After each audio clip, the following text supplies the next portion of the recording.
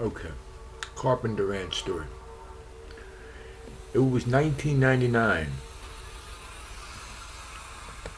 and we were working at Mother Earth Organic Mushrooms in Avondale at the Yateman Farm. We were working on walnut trees. It was so dry that summer. It was the beginning of 10 years of droughts. The monocultured lawns were brown as could be. It was in August, I believe, and it was so dry the carpenter ants were coming out of the walnut tree and they were going up and down my arm for the moisture, my perspiration. That was pretty dry. We went out to Cook State Park Forest, which is predominantly old growth. At one time they selectively removed a small amount of wood in order they were afraid of insects, but they no longer foster those ideas. Within the canopy, Dale Luthringer, a naturalist for the state, reached over and picked up a little cube of decomposing wood or decay, whatever you want to call it. And a steady stream of water went from his fingers to the ground. Think about it. That was an awful lot.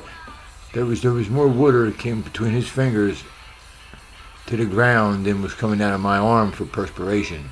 And that was a small little cube of wood within the canopy. So what I'm trying to tell you, what the story is that a forest is a group of living organisms that are living in, on, and around trees in such a highly ordered fashion that assures high quality survival for all parties. Trees go through stages that build up and break down. During the breaking down stages, they begin to take on the form of a sponge with soil contact. Towards the ends of the 10 years, close to 10 years later, we were attending the final tree biology workshops in New Hampshire with Dr. Alex L. Shigo. It was so dry in the summer that in the fall, in the group of trees, I wouldn't call it a forest, I had more wood in my front yard where I used to live. But they used to clean it out.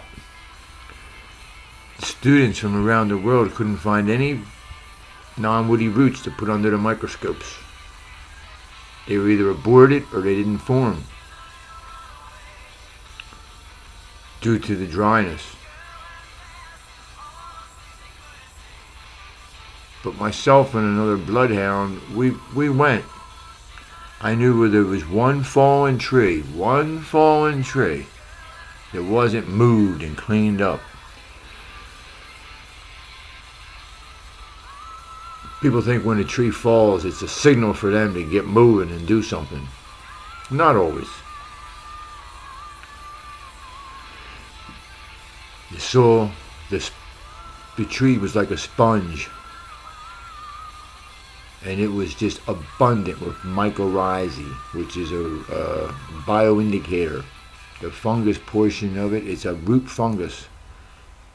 Look it up in the dictionary. But that water and that moisture in that wood and them leaves within the old growth or within the canopy of ecosystems where the wood has not been removed maintains and retains moisture throughout the droughts and into the fall of the 10 years of droughts. Trees don't shut down after the summer in the sense of complete dormancy where the whole system shuts down. That was misconceptions. Dr. Shigo was able to photograph under powerful microscopes the nucleus of root hairs that were around, and root hairs are an absorbing organ of the tree. Look it up in the tree dictionary, treedictionary.com, root hairs. They come fast and they go fast. So that wood is, people would would be wonderful if people were to begin to understand the values of wood. I don't expect everybody to see what I see and understand what I understand. But water is very important for this planet, for this, life on this earth. And when we do things, it's not like an insurance adjustment. Well, we better wait. We have 2 years, and in case, something might show up, maybe there'll be other injuries that we don't know about as a result of the accident. So people tend to wait, right? Yeah, that's all I'm talking about, the same thing. But these injuries continue to this system, the hurt. And what happens is, like during those 10 years of droughts, there was no rhizosphere where there was no nurse logs. Do I have all the answers? No. How do we get out of this? One suggestion that was in a document, I'm sorry I can't find that document to show you specifically where it's at and where it said it, but the suggestion sounds pretty good. Separate the forest from the tree farms. See, words are very powerful. And humans abuse words to the extent of they lose their meaning.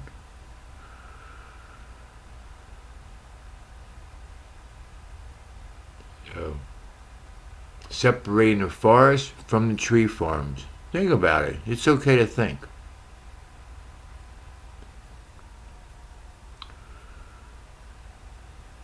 Right. I'm going to get back to the regular business or the care of trees, and it's not so much political, but it has to.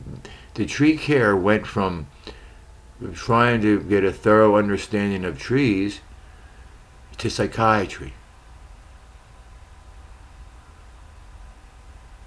It's either I have to work and try to explain and get through to people and their homes and their properties that are at different levels of proper tree care. Not very many people are interested in proper tree care. Not very many people understand what proper tree care is.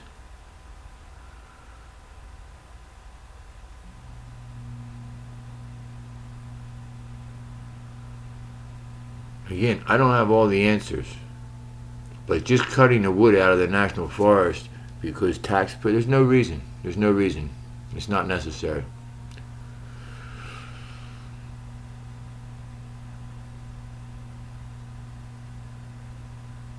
Humans can do better.